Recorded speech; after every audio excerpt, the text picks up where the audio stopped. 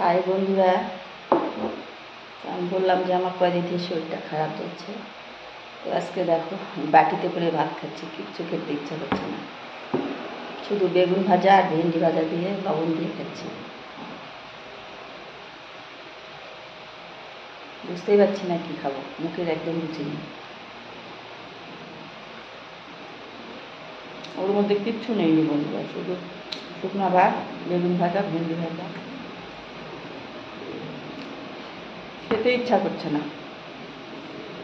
এটাতেই খাবো। ভাতও নিয়েছি অল্প বাটিতে করে।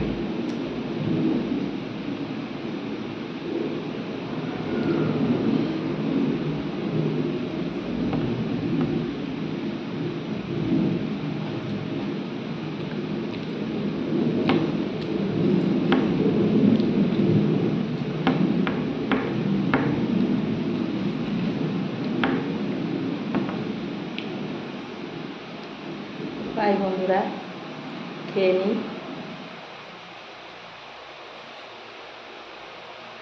কিছু খেতে ইচ্ছা হচ্ছে না, বাটিতে করে নিয়েছি শুধু বেগুন ভাজা দিয়ে।